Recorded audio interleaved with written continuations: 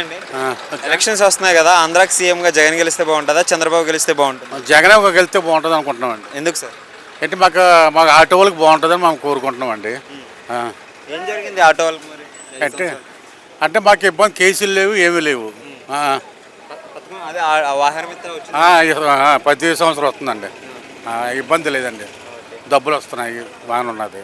మీరు ఆటోలో తిరుగుతూ ఉంటారు కదా, మరి రోడ్లు అసలు ప్రతిపక్షాలు చూస్తే రోడ్లు అసలు బాగాలేదని అంటున్నారు. ఎలా ఉన్నాయి ఇప్పుడు? ఇప్పుడు రోడ్లు ప్రతి ఇక్కడ రోడ్లు బాగానే వేసిస్తారు. రోడ్లు పర్లేదు, ఇబ్బంది లేదు.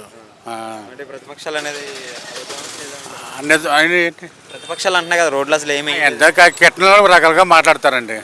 అది చెడు మన అటు ఉంటారు, ఇటు ఉంటారు. అది జగన్ గారు వచ్చిన తర్వాత పథకాలన్నీ అందరికి అందుతున్నాయండి. అందరికీ అంతేనండి. మాకు బాగుందండి, ఆటో వాళ్ళకి బాగుంది. మీ ఇంట్లో ఏమేమి పథకాలు ఇంకేమైనా ఉన్నాయా ఆటో వాహన మిత్రతో పాటు? అంటే నాకు పెన్షన్ అవుతుంది, తర్వాత మా అమ్మకి పెన్షన్ అవుతుందండి. వస్తున్నాయండి.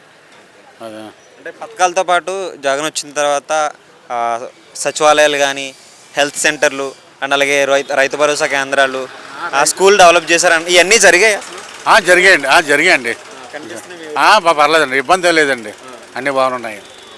మరి జగన్ గారు సింగిల్గా వస్తున్నారు, చంద్రబాబు వచ్చేసి 3 పార్టీలు మొత్తం 3 కలిసి వస్తారు. 3 పార్టీలు వచ్చినా సరే జగన్ కొట్టలేనండి. మాకు గ్యారెంటీ మాకు ఉందండి, గ్యారెంటీ జగన్కి వెళ్తారని. మరి జగన్ గారు మేనిఫెస్టో రిలీజ్ చేశారు కొత్తగా, అండ్ అలాగే చంద్రబాబు కూడా ఒక మేనిఫెస్టోని రిలీజ్ చేశారు. ఎవరు మేనిఫెస్టో నమ్ముతారు మీరు? మా జగన్ నమ్ముతామండి. చంద్రబాబు ఎందుకు నమ్మరు?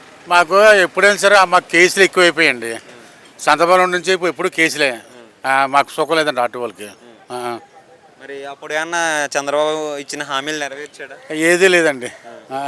ఆటో అంటే లెక్కగా చూడలేదండి. జగన్ వచ్చిన తర్వాత ఆటో అంటే కొంచెం విలువ ఉందండి. జగనే గెలుస్తాడా మరి? గ్యారెంటీగానండి.